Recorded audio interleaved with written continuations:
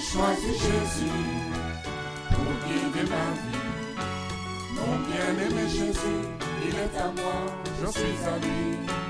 J'ai choisi Jésus pour guider ma vie. Mon bien-aimé Jésus, il est à moi, je suis à lui. J'ai choisi Jésus pour guider ma vie. Mon bien-aimé Jésus, il est à moi, je suis à lui. J'ai choisi Jésus pour guider ma vie. Mon bien-aimé Jésus, il est à moi, je suis à lui. Être transformé par toi, Seigneur. Nous voulons t'atteindre, Seigneur, aujourd'hui. Seigneur, et nous savons que le péché en nous, Seigneur, met un obstacle, Seigneur, entre toi et nous, Seigneur. Et c'est par ta grâce que nous pouvons, Seigneur, t'atteindre. Et Seigneur, ton amour s'est manifesté envers nous. Tu as donné ton Fils Jésus-Christ, qui est descendu jusqu'à notre niveau, Seigneur, pour nous sauver. Et Seigneur, nous faire entrer dans ta présence. Et nous voulons glorifier ton nom. Nous te recommandons toutes choses et nous prions pour que ton esprit, Seigneur, soit à l'œuvre, Seigneur, au milieu de nous, au nom de Jésus. Amen. Nous lisons dans Matthieu 7. Matthieu chapitre 7, verset 24.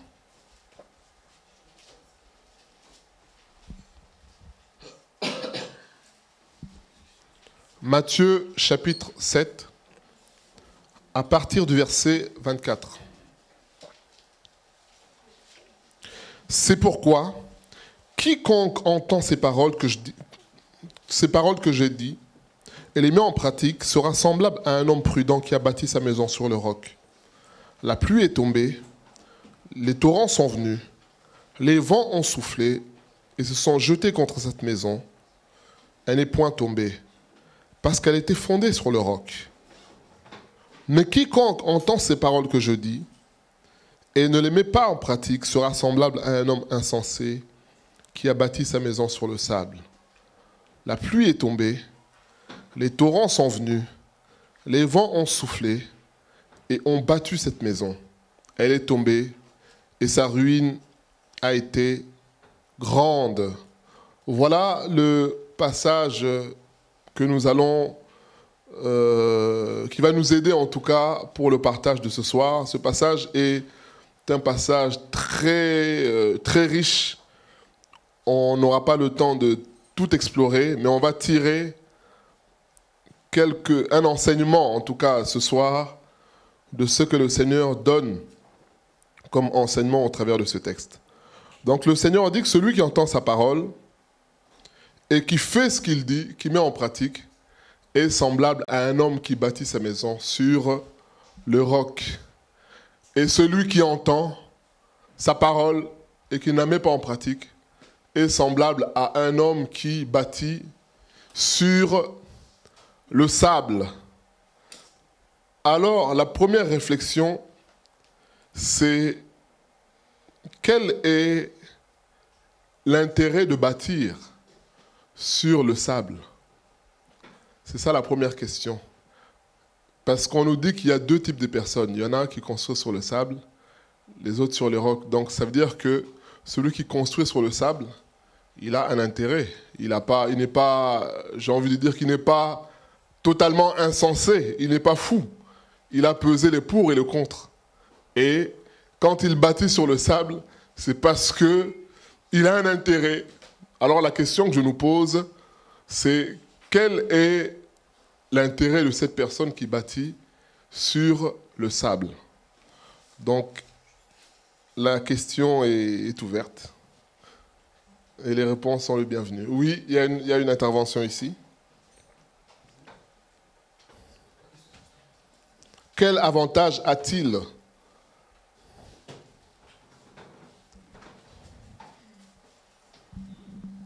L'avantage immédiat, c'est que ça va plus vite. Ça va plus vite pour faire les travaux. Ça coûte moins cher et c'est moins fatigant. Voilà. Donc, est-ce que quelqu'un a quelque chose à rajouter ? Donc, c'est clair. Celui qui bâtit sur le sable il y a moins de notion de pénibilité. C'est-à-dire que c'est beaucoup plus simple pour lui de bâtir. Mais pourquoi c'est beaucoup plus simple? Pourquoi c'est moins pénible? Pourquoi ça serait plus pénible sur le roc? Oui, intervention, ici. Toujours Bertrand. Oui, tout simplement, il n'y a pas de fondation à faire.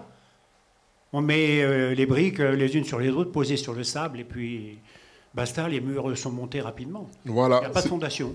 C'est ça. Donc celui qui bâtit sur le sable, c'est moins pénible pour lui, parce que comme le dit Bertrand, il arrive, il pose ses briques, il monte les murs, et en peut-être une journée ou 2 jours, la maison est construite. Voilà. Maintenant, quelles sont les difficultés de bâtir sur le roc? Donc ça serait bien que ce soit une autre personne qui intervienne aussi. Parce que s'il y a des avantages de l'autre côté, il y a des inconvénients de l'autre. Donc celui qui esquive, qui ne veut pas aller sur le sable, il a des intérêts, oui. En fait, bâtir sur le roc, c'est déjà casser la roche, c'est transporter, c'est lourd, c'est coûteux aussi, physiquement. Voilà, donc, à contrario, donc c'est le contraire. Hein. Donc celui qui bâtit sur le roc, forcément, c'est beaucoup plus pénible, c'est plus dur. Il y a aussi une notion de temps aussi. Parce que, comme on a dit, celui qui bâtit sur le sable, en quelques jours ou en quelques heures, s'ils sont nombreux, la maison est terminée. Mais celui qui bâtit sur le roc, il doit creuser, il doit faire la fondation, et parfois ça peut paraître comme une perte de temps. Et c'est pénible aussi. C'est pénible, c'est difficile, parce qu'il faut peut-être un marteau-piqueur, et peut-être qu'à cette époque, il n'y en avait même pas. Il faut creuser, et c'est très difficile. Voilà. Maintenant, ça c'est les applications qu'on peut faire directement de ce texte. Donc, bien sûr, le texte parle de la pratique de la parole de Dieu. Donc, nous sommes clairs là-dessus. Maintenant, quelles applications on peut faire par extension de ce texte? Lorsque le Seigneur dit, celui qui a bâti sa maison sur le roc et l'autre a bâti sur le sable, maintenant, cette maison-là, qu'est-ce que ça peut représenter pour nous en voyant les conséquences? Parce qu'on nous dit que lorsque la pluie arrive, lorsque le vent souffle, lorsque les torrents sont là, lorsque la tempête se manifeste, il y en a une maison qui s'écroule, mais l'autre qui est bien bâtie reste ferme. Donc par extension maintenant, qu'est-ce que cette maison peut représenter pour nous en tant que chrétiens? Donc là, la parole est libre à tout le monde. Oui, Jeanne Chantal? En fait, c'est notre vie. C'est-à-dire que si on bâtit notre vie sur le roc qu'est Jésus, on sera fortifié en Jésus, on pourra traverser les tempêtes, on pourra résister au vent, etc. Alors que si on bâtit sur un mauvais fondement, donc sur nous-mêmes ou sur l'orgueil humain, ou les épreuves vont nous abattre, quoi. Enfin, on ne résistera pas aux épreuves de la vie. D'accord. Donc, Jeanne Chantal dit que la maison, c'est notre vie. Oui. Est-ce qu'il y a d'autres avis? La maison, qu'est-ce que ça peut représenter?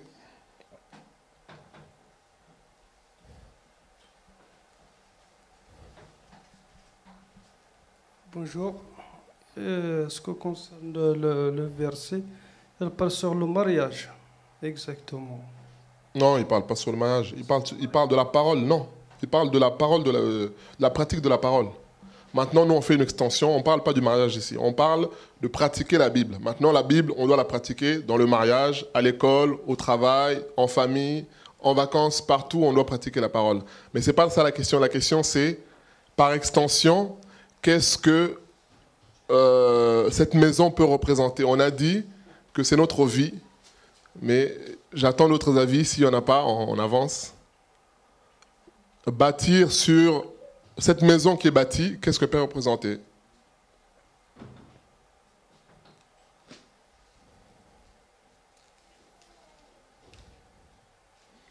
Ok, pas d'intervention. Oui, donc la réponse de Jeanne Chantal est est bonne, mais elle reste encore générale. Parce que quand on dit la vie, oui, c'est bien, mais ça reste général. Et c'est ça le thème de notre partage de ce soir, c'est tirer un petit peu de ce que Jeanne Chantal dit. Pas seulement la vie, c'est notre relation avec Dieu. C'est ça, plus précisément, parce que la vie, c'est, voilà, ça reste vague. Donc, la question de ce soir, c'est sur quoi est fondée notre relation avec Dieu? Sur quoi est-elle fondée? C'est-à-dire que deux personnes peuvent se revendiquer, peuvent dire « je suis chrétien ». Ces deux personnes ont chacune une maison, comme on a lu. Les deux ont construit.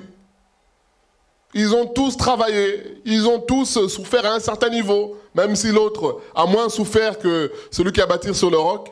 Mais les deux semblent avoir une relation avec Dieu. Les deux semblent aller dans les réunions de prière. Peut-être l'un des deux prêche, l'autre exhorte, il est peut-être musicien, il travaille pour Dieu, ils sont actifs dans les réunions chrétiennes, ils participent à toutes sortes d'œuvres d'évangélisation, distribution de tracts. Ils font tous ce travail-là. Mais la question c'est, sur quoi est fondée ta relation avec Dieu? C'est ce que Jésus est en train de dire ici. Il dit attention, parce que quand on lit le contexte, Jésus parle des faux prophètes. Il dit attention, ils viendront pour vous séduire. Et il dit qu'on reconnaît l'arbre à ses fruits, versets 16 à 17. Il dit maintenant, ces gens-là, ces faux-là, ils vont avoir qui?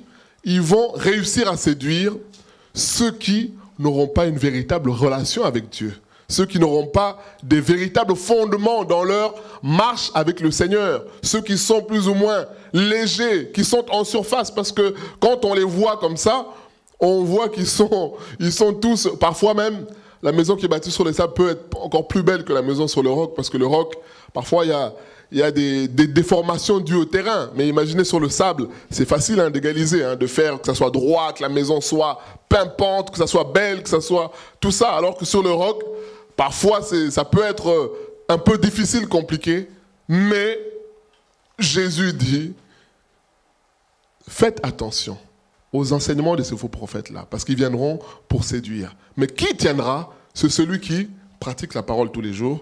Mais comment faire pour pratiquer la parole tous les jours? Il faut accepter de bâtir sur le roc. Il faut accepter de souffrir. Il faut accepter une certaine souffrance. Il faut accepter quelquefois certaines promesses qu'on a reçues, qu'on ne les voit pas. Il faut accepter parfois d'être le dernier. Il faut accepter parfois qu'on se moque de toi. Qu'on dise, voilà, regarde, nous, on a pris un chemin court. On se rappelle de Asaph, le psaume 73, qui pleure, qui se lamente. Il dit, Dieu est bon pour Israël, mais j'ai failli tomber, j'ai failli glisser. Mes pieds étaient sur le point de chanceler, de glisser. Pourquoi? Quand j'ai porté envie aux insensés. Lorsque je vois les insensés, mais finalement, ils sont bien. Ils s'en sortent. Ils sont tranquilles. Apparemment, ils ne sont pas soumis aux mêmes difficultés que ceux qui craignent Dieu. Mais effectivement, c'est vrai. Quand tu es chrétien, parfois on te propose des voies détournées pour t'enrichir rapidement. Il suffit que tu fasses une fausse déclaration. Il suffit que tu aies ceci pour bénéficier de telle aide. Surtout, il y a des professionnels, des spécialistes qui connaissent toutes les aides de l'État. Et toi, tu dis non, je ne peux pas marcher dans cela. Parce que si je marche dans cela, ça serait mentir, ça serait me corrompre, ça serait faire offense à mon Dieu. C'est cela. Et la tentation est trop facile, c'est trop simple. De voir que quelqu'un casse son téléphone, qui vient d'avoir, il fait une déclaration à l'assurance. Il dit, tiens, voilà, alors qu'il a cassé peut-être sciemment. Moi, je connais une personne qui cassait ses téléphones parfois 3 semaines après, sciemment, pour en avoir un. Parce qu'il a pris une assurance spéciale pour ça. Voilà. Et il te dit, ah oui, mais moi, je m'en sors. Toi, tu as ton téléphone depuis 4 ans. Lui, tous les 3 ans, il a le dernier cri. Voilà. Parce que la couleur ne lui plaît pas. Alors, quand tu vois ça, tu dis, mais moi, je galère. Et lui, on a l'impression que c'est trop simple, c'est facile. Mais oui, c'est ça le prix à payer, c'est ça. Mais, on dit les deux ont une maison, c'est ce qu'Asaph disait. Il dit, on vit tous. Mais il dit, j'étais insensé, j'étais bête lorsque j'ai voulu porter mes regards, lorsque j'ai plutôt voulu, lorsque j'ai, comment dire ça, j'ai envié ces gens-là, j'ai voulu être à leur place. Mais il dit une chose, il dit, Seigneur, être avec toi, c'est mon plus grand bien. Il dit, ces hommes-là sont sur une pente glissante, ils ont tout, mais ils n'ont pas ta vie.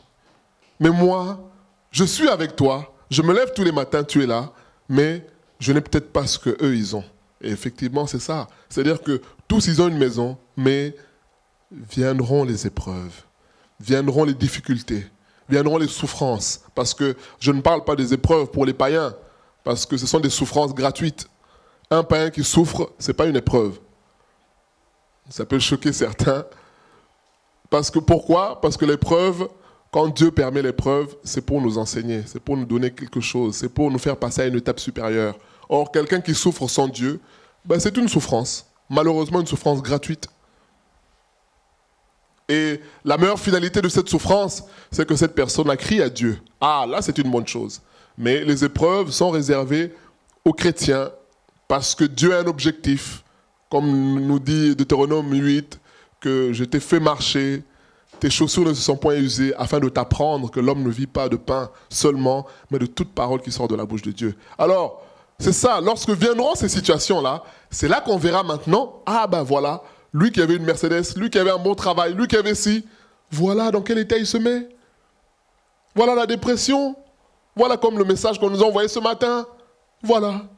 Il n'a pas la joie, et forcément le fait qu'il n'ait pas la joie, il est aigri, il est triste, et c'est toutes sortes de maladies, ce sont les ulcères à l'estomac, c'est la tension, c'est toutes sortes de choses. Et celui qui a le Seigneur, lui, il est ferme, il est fondé. C'est ça. La question c'est, sur quoi est fondée ta relation avec Dieu ? Et nous allons voir 2-3 points sur lesquels beaucoup peuvent fonder. Je parle des chrétiens bien sûr, on ne parle pas des païens, mais beaucoup ont fondé leur vie sur des choses qui sont illusoires, des choses qui sont, qui manquent de profondeur. Mais comme Dieu est bon et Dieu est fidèle, il permettra toujours que ces situations-là soient vacillent pour qu'on puisse faire le bon choix. Qu'on reconnaisse, qu'on dise, ah oui, je n'étais pas ferme sur le Seigneur. Je suis peut-être venu vers le Seigneur avec des objectifs mauvais. Et maintenant, je réalise qui est Dieu. Et nous allons citer deux points qui sont fondamentaux. Et bien sûr, de ces 2 points-là vont découler tout ce que nous connaissons en tant que chrétiens. Et le premier point sur lequel nous devons fonder notre vie chrétienne, notre relation avec Dieu, c'est l'amour de Dieu. C'est ce que nous venons de chanter. L'amour de Dieu. Nous lisons Éphésiens 3. L'apôtre Paul fait une démonstration de ce que l'amour de Dieu. Éphésiens 3 et ensuite Jean 3, 16, que nous connaissons tous. On peut commencer par Jean 3, 16.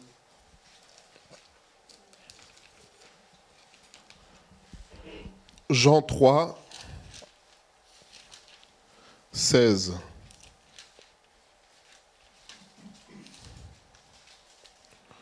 Beaucoup le connaissent par cœur, mais on va le lire quand même pour qu'on se souvienne que c'est dans la Bible. Jean 3, 16. Car Dieu a tant aimé le monde qu'il a donné son Fils unique, afin que quiconque croit en lui ne périsse point, mais ait la vie éternelle. Voilà ce que nous dit la parole de Dieu. Dieu a tant aimé le monde qu'il a donné son Fils unique, afin que quiconque croit en lui ne périsse point, mais ait la vie éternelle. Bien-aimés, ça, c'est une vérité qui doit être marquée dans nos cœurs. L'amour de Dieu pour les humains est un amour véritable. On dit Dieu a tant aimé le monde. Il a tant aimé les hommes sans distinction. C'est un amour qui s'adresse à tous. Et cet amour-là est un amour qui nous fait entrer dans une relation avec Dieu. Et c'est une relation qui est éternelle. Afin que celui qui rentre dans cette relation-là vive éternellement avec Dieu. C'est ça, un des grands fondements. Dans la vie chrétienne, il y a des piliers. On verra ça une autre fois. Les piliers de la vie chrétienne, c'est quoi? C'est l'amour de Dieu, c'est la mort de Jésus à la croix, c'est le retour de Christ qui reviendra chercher l'Église. Ce sont les piliers de la vie chrétienne. C'est le salut par grâce au moyen de la foi. Tout ça, ce sont des piliers bien-aimés. On est dans un monde, dans un milieu, dans le milieu chrétien aujourd'hui où les gens vont s'appuyer sur ce qui est accessoire. Or, ce qui est vital, c'est ce qui est simple. Mais ce qui est simple, c'est ça qui donne la vie. L'eau à boire, on l'a au robinet là. Il suffit d'ouvrir, en tout cas ici en France, il suffit d'ouvrir l'eau et de boire. Mais c'est l'eau qui est beaucoup plus importante que tous les sodas que tu peux acheter au McDo ou que tu peux acheter. Déjà, ces sodas-là sont mauvais pour la santé. Mais l'eau, qui est simple, c'est ça qui est beaucoup plus vital. Mais c'est accessible à tous. Tout le monde y a accès. Mais c'est ça qui est important. Et dans la vie chrétienne, il y a des piliers sur lesquels on ne peut pas transiger. Et le premier pilier, on va voir seulement 2 points aujourd'hui, c'est l'amour de Dieu. Dieu nous aime. Voilà pourquoi le chant qu'on a appris, l'amour de Dieu, de loin surpasse ce qu'on peut dire un cœur humain. C'est-à-dire que l'amour de Dieu est tellement grand que l'homme ne peut pas le saisir.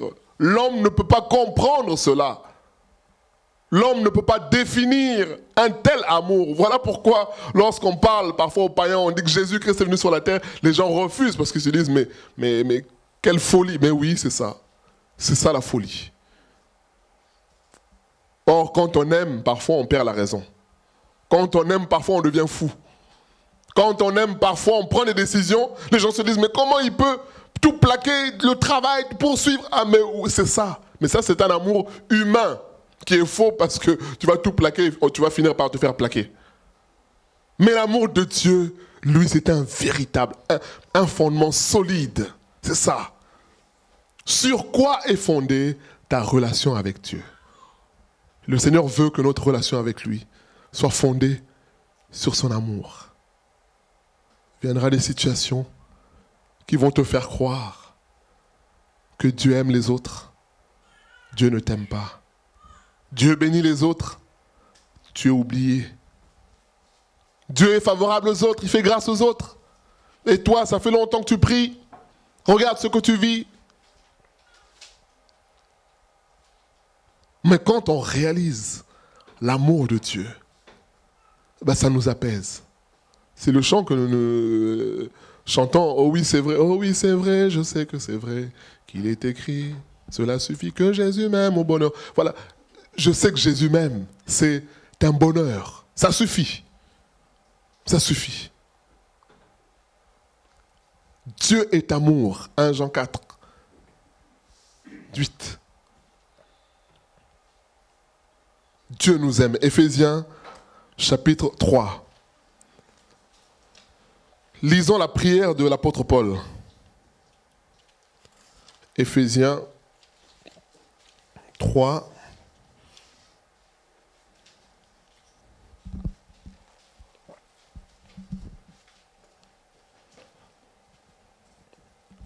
Éphésiens 3, à partir du verset 16. On peut commencer au verset 14. À cause de cela, je fléchis les genoux devant le Père, duquel tirent son nom toutes les familles dans les cieux et sur la terre, afin qu'il vous donne, selon la richesse de sa gloire, d'être puissamment fortifié par son esprit dans l'homme intérieur, en sorte que Christ habite dans vos cœurs par la foi, afin qu'étant enraciné et fondé dans l'amour, vous puissiez comprendre avec tous les saints quelle est la largeur, la longueur, la profondeur et la hauteur, et connaître l'amour de Christ, qui surpasse toute connaissance, en sorte que vous soyez remplis jusqu'à toute plénitude de Dieu. Amen. On dit voilà, et maintenant le verset 20 que j'aime beaucoup, il dit, donc quand tu comprends qui est Christ, combien est grand son amour, or à celui qui peut faire, par la puissance qui agit en nous, infiniment au-delà de tout ce que nous demandons ou pensons. À lui soit la gloire dans l'Église et en Jésus-Christ dans toutes les générations, au siècle des siècles. Amen. Paul prie, il dit aux Éphésiens, je prie pour que le Seigneur, par son esprit, illumine les yeux de vos cœurs afin que vous puissiez saisir combien l'amour de Christ est large, combien cet amour est long, combien cet amour est haut, combien cet amour est profond. Voilà la prière de Paul. Et c'est notre prière aussi aujourd'hui, que nous puissions saisir cela. Combien l'amour de Christ est large. Il est large, pourquoi? Il est large parce que c'est un amour qui, comme on a dit tout à l'heure dans Jean 3, il s'adresse à tout le monde. C'est-à-dire que sur une route, il prend tout le monde sur l'autoroute. S'il y a 10 voies, 4 voies, 5 voies, c'est un amour qui englobe tout le monde.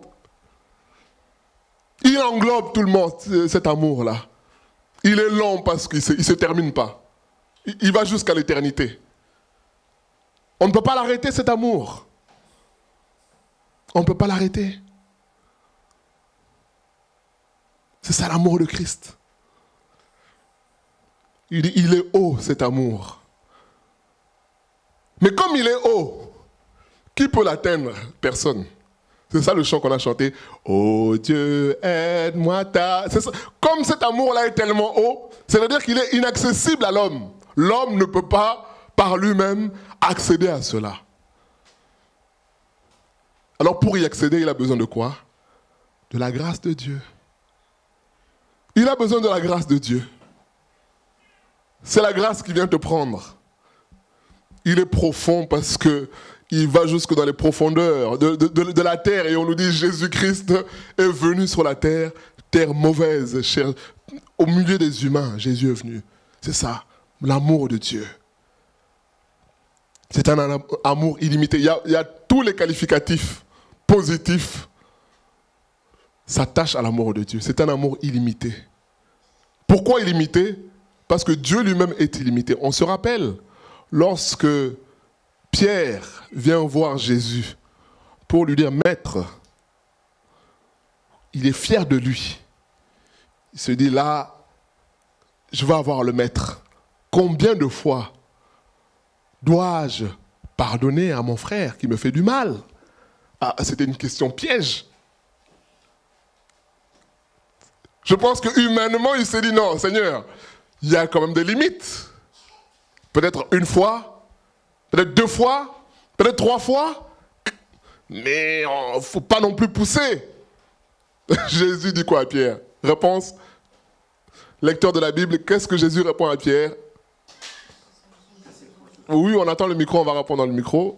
Qu'est-ce que Jésus dit à Pierre? Réponse.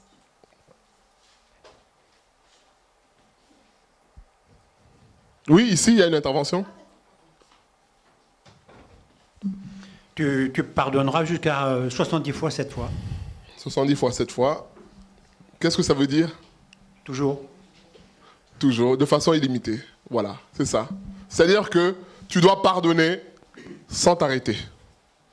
Donc s'il faut pardonner aujourd'hui, mardi, 15 fois, demain, s'il faut pardonner 30 fois, eh ben, tu dois le faire, sans limite. Je pense que Pierre, quand il pose la question, il se dit « Ah, voilà, mais le Seigneur sait que on est limité quand même. » On est, oui. Nous, les humains, nous sommes limités. Mais Dieu est illimité. Jésus dit à Pierre eh ben, « Tu dois pardonner de manière illimitée aux humains. À la personne qui t'a fait du mal, pardonne. Pardonne, parce que Dieu est illimité. Et son amour aussi est illimité. Son action est illimitée. C'est ce qui fait qu'il voit un enfant avec 2 poissons, 5 pains. Ben, il le multiplie parce que pour lui, ce n'est pas un problème.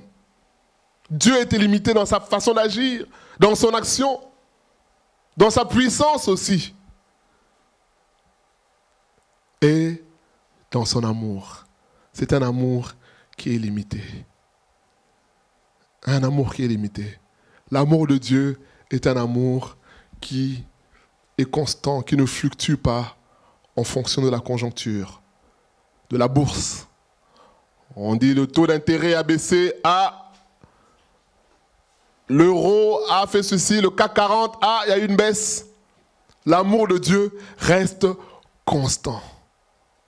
Et l'apôtre Paul dira, je crois dans 2 Timothée 2,13, je crois, il dit que si nous sommes infidèles, lui, il demeure fidèle. Il ne peut pas se renier lui-même. Et puisqu'il est amour, eh ben, cet amour-là reste constant. Et quelquefois, on aura l'impression que le mal que j'ai fait est tellement grave que finalement, c'est fini. Dieu ne peut rien pour moi. C'est faux parce que l'amour du Seigneur est toujours le même. Hébreux 13, 8 nous dit quoi? Que Jésus-Christ est le même hier, aujourd'hui, et éternellement. Et dans la manifestation de son amour, c'est le même. Bien-aimé, c'est une réalité qu'on doit saisir fortement. Ce sont des choses que personne ne doit nous arracher. Et c'est ce que Jésus est en train de dire. Et Paul dit ça aussi aux Éphésiens. Il dit attention, je prie pour que vous puissiez saisir combien est profond et fort l'amour de Dieu.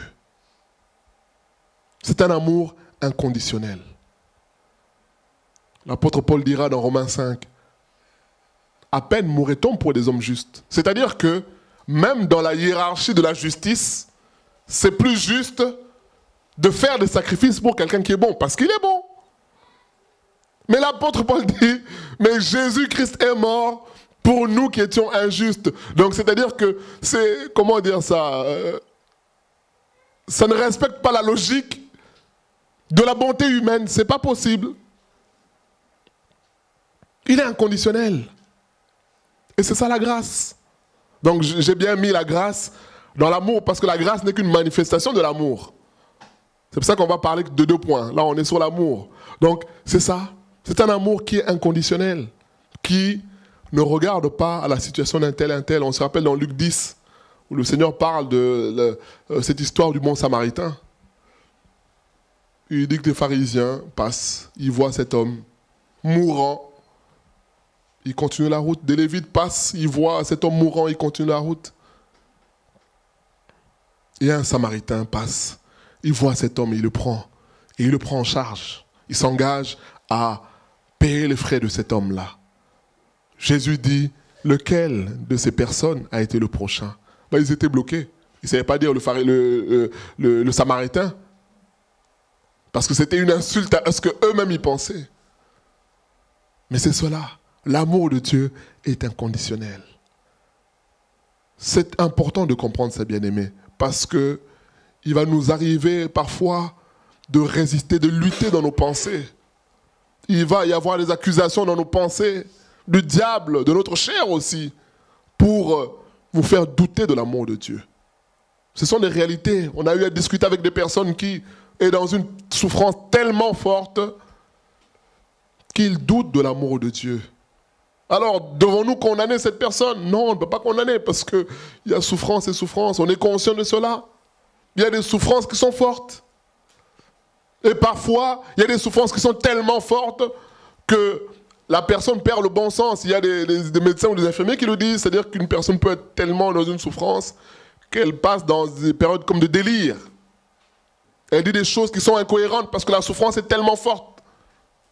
Mais c'est une réalité. Nous nions pas ça. Mais l'exhortation, c'est pour nous dire, bien-aimés, l'amour de Dieu est là. Il est véritable. Il s'est manifesté en Jésus-Christ qui est venu sur la terre. C'est ça le sommet de l'amour de Dieu. C'était difficile. Il est écrit dans Jean 13, Jésus sentant son heure de passer de ce monde à la croix. C'était tellement difficile, on dit, que Jésus a mis le maximum, le comble à son amour. Il a dû mettre le turbo, donc il a mis son amour au maximum pour arriver à accepter cela, de passer à la croix, alors qu'il n'avait pas péché. Sachant que, acceptant cela, il y avait des conséquences. Lesquelles? C'est qu'il serait abandonné de son Père à cause du péché. La Bible dit dans Habakkuk 1,13 que Dieu est tellement pur que ses yeux ne peuvent fixer l'iniquité. Dieu est tellement pur qu'il ne peut regarder le mal, le péché. Mais Jésus a accepté de porter sur lui cela. Et il a été abandonné de son Père. Il a dit, mon Père, tu m'as abandonné. Bien aimé, nous prions que le Seigneur nous aide. Moi, le premier, Si je partage cela, c'est parce que j'ai été touché par ça. Et parfois, on discute avec des personnes et on se rend compte que parfois, certains problèmes de la vie chrétienne qu'on a sont liés au fait qu'on n'est pas assis sur les bons fondements. On n'est pas assis sur le roc qui est Jésus, le roc qui est son amour. Quand on est assis, quand on est ferme sur l'amour de Dieu, alors tout le reste ne sera que des discours. Tout le reste ne sera que des discours, ne seront que des discours, pardon. C'est ça. Réalisons combien l'amour de Dieu est grand. Tellement grand qu'un homme comme Zachée, Jésus vient chez lui. Il lui dit, aujourd'hui, je veux manger chez toi. Les hommes qui sont à côté disent, mais comment se fait-il qu'il va manger chez un homme pécheur? Jésus entre dans la maison de Zachée. Zachée, touché par cet acte d'amour, par la présence de Dieu. Je pense que Zachée a eu la grâce de comprendre Éphésiens 3, qu'on vient de lire là. Zachée a eu la grâce de comprendre cela. Il dit, maître, à partir d'aujourd'hui, je décide de tout restituer. Bien aimé, vous voyez, c'est ça, l'amour.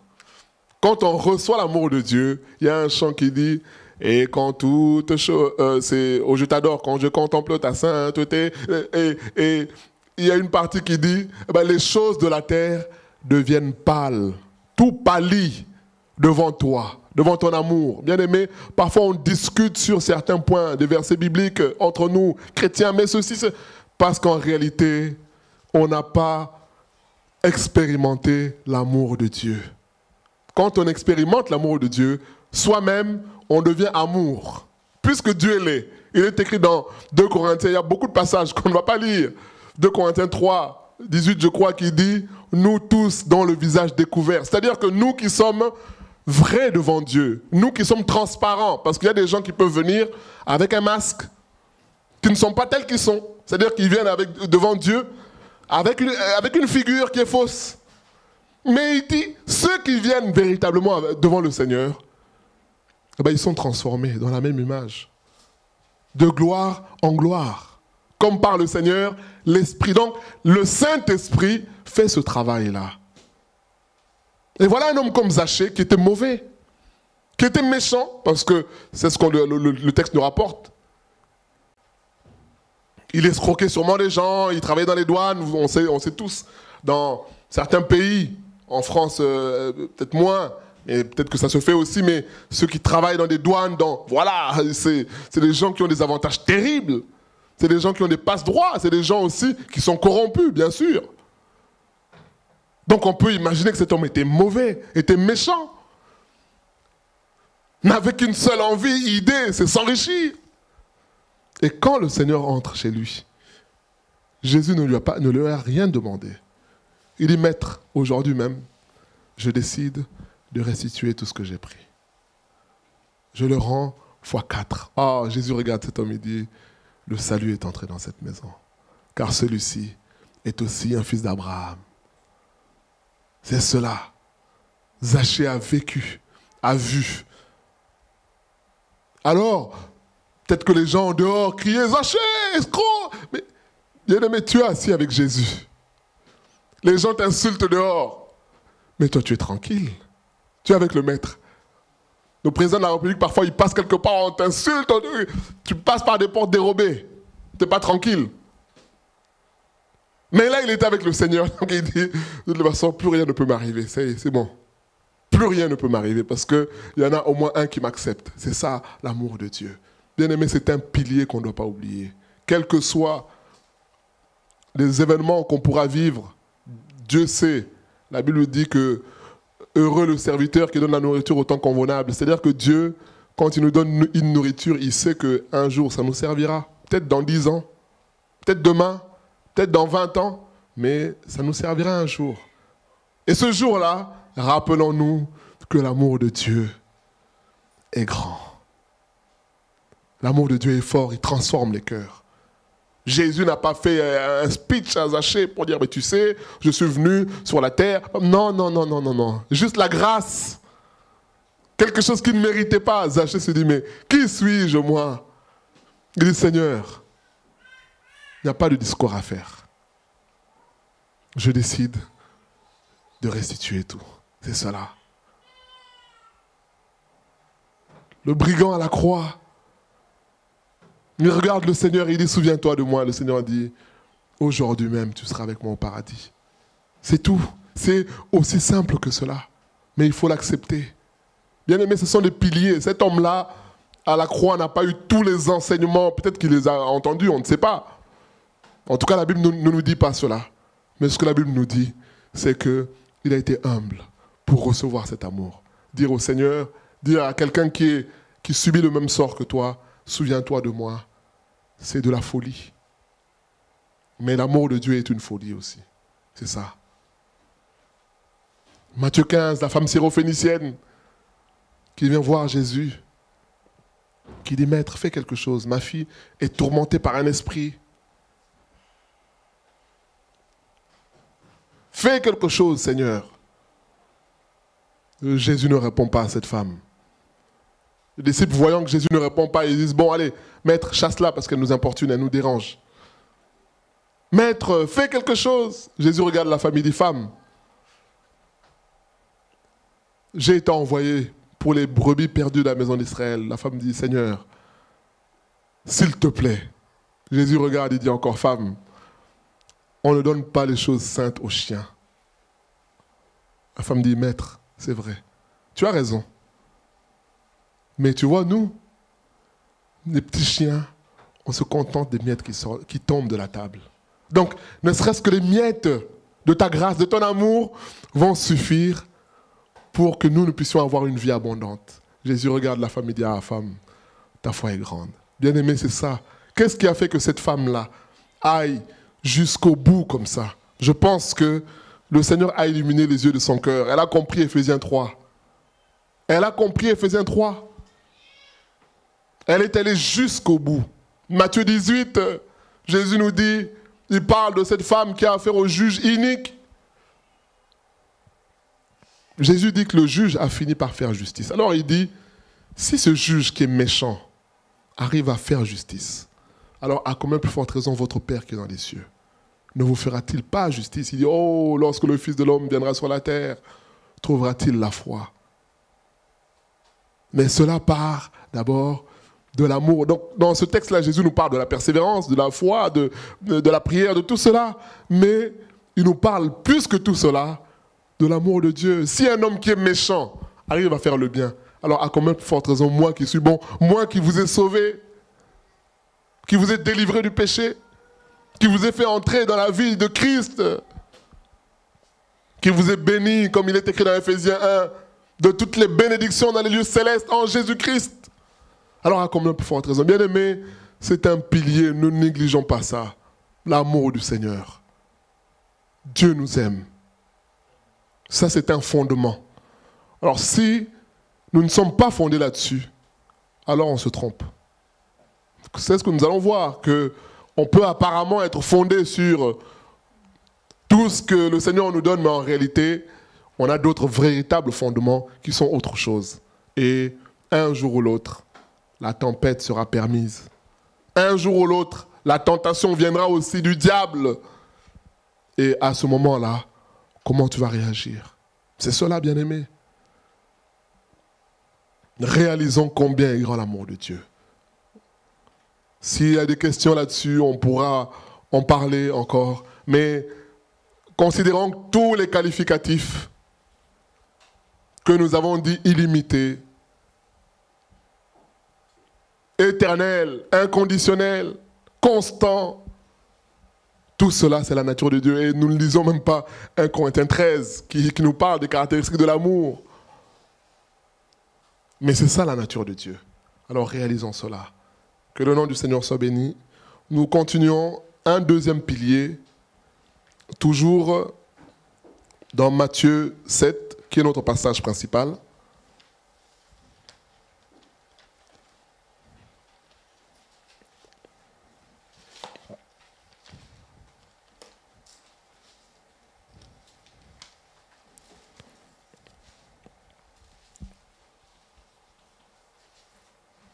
Donc le Seigneur parle de ces paroles. Il dit, quiconque entend ces paroles que je dis, quiconque entend ce que je dis et met cela en pratique est semblable à un homme qui a bâti sa maison sur le roc. Et notre deuxième pilier, c'est la parole de Dieu. Sur quoi as-tu fondé ta relation avec Dieu? Notre relation avec Dieu doit être fondée sur la parole. C'est cela. Il n'y a pas autre chose. C'est la parole qui compte. C'est la parole. Le Seigneur se révèle à Josué, dans Josué 1, 8. Il lui dit que ce livre de la loi ne s'éloigne point de ta bouche. Médite-le jour et nuit, afin d'agir fidèlement, selon tout ce qui est écrit. Et c'est alors que tu réussiras dans tes entreprises. C'est cela. Mais bien que Dieu ait parlé comme ça à Josué, Josué a eu des visions aussi. Josué a vécu des expériences surnaturelles, très fortes, très puissantes. Mais Dieu lui dit, fortifie-toi, prends courage, ne néglige pas ma parole. Bien-aimé, c'est ça. Sortir de la parole nous expose à beaucoup de souffrances. Beaucoup de souffrances. Beaucoup aujourd'hui, qu'on a connus autrefois chrétiens, qui ont des positions qui sont anti-bibliques aujourd'hui. C'est parce qu'on grignote petit à petit la parole de Dieu. On enlève un morceau. On enlève un morceau. On dit, moi je pense que c'est comme ça. Moi je pense que c'est comme si.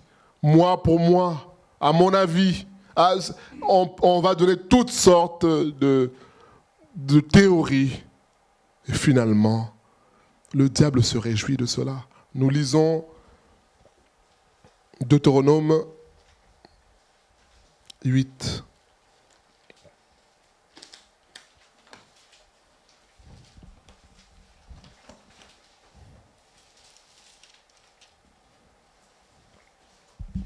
Deutéronome 8.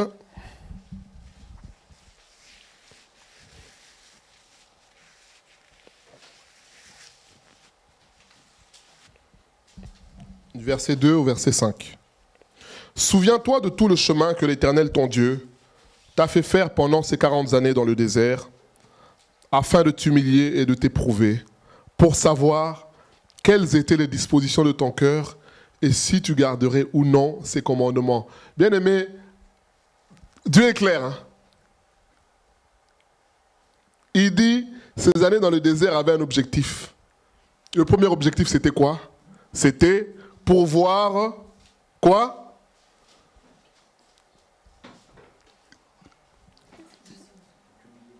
Oui, pour voir comment? Pour voir les dispositions de ton cœur. C'est ça. Bien avant toute autre chose, le but de Dieu, c'est sonder ton cœur. Et ça rejoint Matthieu 7, hein. Il n'y a pas de mystère. Hein. Voilà, les deux maisons sont là, mais à un moment donné, vous savez, même ceux qui fabriquent des voitures, il y a certaines voitures qui sont soumises à des tests. Donc ils vont parfois casser des voitures pour vérifier si la carrosserie tiens, ils mettent un mannequin dans la voiture, ils font parfois, on va se dire, mais comment ils peuvent détruire? Mais oui, mais c'est ça. Ce sont les tests de sécurité. Ils vont prendre une voiture avec un mannequin à l'intérieur. Grande vitesse pour voir, est-ce que le airbag... Voilà, c'est ça. Pour vérifier la fiabilité de la chose. Parce que extérieurement, on dira, ah, bah, c'est magnifique, c'est très beau, c'est très bien.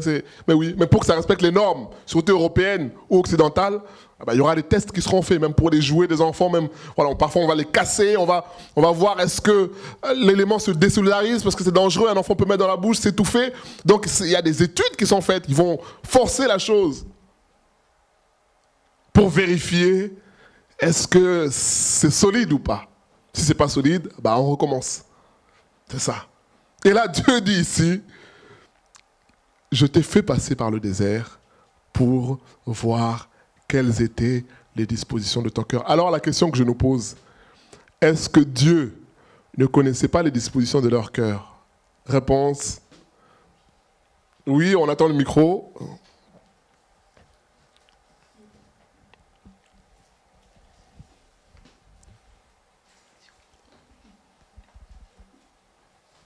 Personne? Est-ce que Dieu ne connaissait pas les dispositions de leur cœur? Pourquoi Dieu dit ça ici? Il dit pour voir quelles étaient les dispositions de ton cœur. Et si tu garderais ou non ses commandements.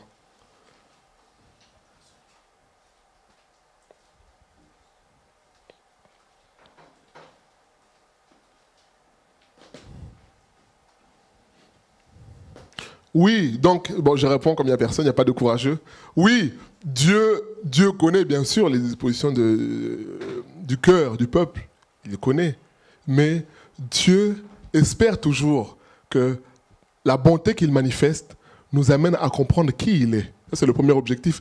Mais le deuxième objectif, Dieu permet aussi des situations pour révéler réellement quel est le fond de notre cœur. Imaginez que quelqu'un vienne vous dire, toi, tu es un nerveux. Tu es colérique. Ah, je pense que quelqu'un vient te dire ça gratuitement comme ça. Bah là, pour le coup, tu vas dire, mais attends, mais pour qui tu... Voilà. Donc, il y aura une situation qui va se passer, parfois 2 situations, 3 situations. La personne viendra te voir pour dire, attends, tu es colérique. Ah là, écoute, hier, avec un tel. Aujourd'hui, avec un tel. Tout à l'heure, en voiture, au volant, tu as voulu te battre. Ah. Donc, il y aura des éléments qui vont sortir, qui seront évidents, qui diront, voilà le comportement que tu affiches, c'est ça. Donc Dieu, il le sait, mais il permet des situations, bien sûr, en espérant que le peuple réalise qu'est-ce que Dieu n'a pas fait comme prodige. Manger de la manne, boire l'eau du rocher. Mais malgré tout ça, il disait, oh Moïse, déjà la traversée de la mer Rouge, mais quel exploit. Ils traversent, ils sortent de là, les Égyptiens tous engloutis. Mais c'est un grand exploit. Sortir d'Égypte sans armes. Mais c'est un grand exploit. Donc Dieu connaissait bien les motivations de leur cœur. Et il a tout fait. Mais finalement, il se rend compte que ce peuple est toujours difficile, au cou raide. Il dit, alors ok, sache que j'ai fait tout ça pour voir quelles sont les dispositions. Parce que si on regarde comme ça, avec les yeux humains, on dira, oh mais c'est merveilleux. Vous savez, même les faux pasteurs, parfois, tu entends une prédication, il y en a même qui pleurent. Tu dis, mais oh, comment il aime le Seigneur. Comment il aime le Seigneur. Mais Jésus dit quoi? Jésus dit dans Matthieu 7, toujours Matthieu 7, la bien-aimée, c'est ça le texte de base. Verset plus haut, 15, 16. Il dit, vous les reconnaîtrez aux pleurs qu'ils vont faire devant la chair. Ah, c'est ça. Est-ce que vous les reconnaîtrez aux miracles qu'ils feront? Parce qu'il y en a, ils sont stratégiques. Hein. Ils pleurent tellement vous dites, ah là, sa repentance là est vraie. Oh là là. Voilà. Mais c'est la stratégie. Jésus dit, vous les reconnaîtrez à leurs fruits. À leurs fruits, c'est une question de temps. Le fruit ne sort pas tout de suite, il y a un temps. Et un jour, le fruit finira par sortir. C'est ce que le Seigneur dit. Voilà. Il dit, j'ai permis cela pour voir si tu garderais ou non ses commandements. Il t'a humilié, il t'a fait souffrir de la faim, il t'a nourri de la manne que tu ne connaissais pas et que n'avaient pas connu tes pères, afin de t'apprendre que l'homme ne vit pas de pain seulement, mais que l'homme vit de tout ce qui sort de la bouche de l'Éternel. Ton vêtement ne s'est point usé sur toi et ton pied ne s'est point enflé pendant ces 40 années. Reconnais dans ton cœur que l'Éternel, ton Dieu, châtie comme un homme châtie son enfant. Voilà, bien-aimé, ce que Dieu dit à Israël. Premier objectif, révéler. Quand il dit « je veux voir les motivations de ton cœur », c'est-à-dire que Dieu les connaît, mais il les révèle au grand jour. C'est ce que Dieu fait avec nous aussi. Parfois, il va te parler en secret. Il va te dire « arrête avec ça ». Il va te redire « arrête avec ça ». Il va te parler par quelqu'un. Quelqu'un va venir te dire « tiens, j'ai fait un songe ». Je ne sais pas si ce que ça veut dire, mais toi, au fond de toi, tu sais que, le songe là, c'est bizarre. Même si la personne qui te dit, ne sait rien. Mais là, le Seigneur est en train de te parler. Comme on a vu quand on a fait Béréen l'explorateur sur Pharaon, le processus d'endurcissement, c'est-à-dire que Dieu te parle, Dieu te donne un signe, il te montre ceci, Il te montre qu'il est fort. Il te montre qu'il sait tout. Il te montre qu'il peut révéler des choses cachées. Il te montre que rien n'est caché à ses yeux. Il te montre que non seulement rien n'est caché à ses yeux, mais que les autres aussi voient aussi. Et finalement, ça sera révélé au grand jour. On dira, ah ben voilà, c'est ça. C'était ça le premier objectif de Dieu. Que Israël lui-même se rende compte. Ils se disent, non, on n'est pas en ordre avec Dieu. Il dit, le deuxième objectif, c'était de t'apprendre que l'homme ne vivra pas de pain seulement, mais que l'homme vivra de toute parole qui sort de la bouche de Dieu. C'est ça, bien-aimé. C'est pour ça que j'ai dit tout à l'heure, les épreuves ne concernent que les chrétiens. Et une épreuve a un objectif, c'est de nous faire passer à l'étape supérieure. Et Israël a traîné pendant très longtemps. Pourquoi ? Parce qu'ils n'ont pas voulu accepter. C'est ce qui est écrit. Il dit, le Seigneur dit, tu n'as pas voulu. Tu n'as pas voulu. Donc finalement, l'épreuve a duré plus longtemps que prévu parce qu'ils ont refusé de se soumettre à Dieu. Ils étaient toujours dans les plaintes. C'est cela. Toujours à contester la parole de Dieu. Et c'est ça, bien-aimés. Faisons-nous petits devant la parole. Ne discutons pas. Lorsque le Seigneur nous parle, acceptons ce qui est écrit. Ayons l'humilité. Dieu dit, je t'ai humilié. Je t'ai humilié, c'est-à-dire que je l'ai fait exprès de te faire petit pour te montrer combien tu es misérable. Et je t'ai fait passer par là pour que tu apprennes que l'homme ne vit pas seulement de pain, mais de toute parole qui sort de la bouche de Dieu. Bien-aimé, c'est ça, la parole de Dieu est notre pilier. Dans notre marche, nous lisons Matthieu 4. C'est un combat, une guerre à haut niveau. Les guerres à haut niveau, ce ne sont pas les guerres physiques.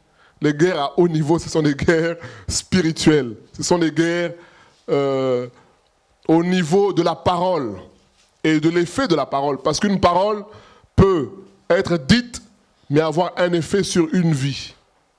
Une simple parole. Parfois une bénédiction, parfois une malédiction. Pour ça, il faut lire Jacques au chapitre 3 qui parle de ça, le pouvoir de la langue. C'est-à-dire qu'une parole peut construire, mais une parole peut détruire aussi. Et là, c'est un combat à haut niveau. Matthieu 4. Alors Jésus fut emmené par l'Esprit dans le désert pour être tenté par le diable. Après avoir jeûné 40 jours et 40 nuits, il eut faim. Le tentateur s'étant approché, lui dit, « Si tu es le Fils de Dieu, ordonne que ces pierres deviennent des pains. » Voilà, première observation. Bon, deux observations. La première, c'est que le diable vient pour tenter. Donc la tentation, comme on le dit dans Jacques, que Dieu ne tente point, Dieu ne tente personne, parce que la tentation, quel est son but? Question ouverte. Quel est le but de la tentation? Oui, on attend le micro. On répond pour que tout le monde sache. C'est important que tout le monde sache. Oui, Naomi?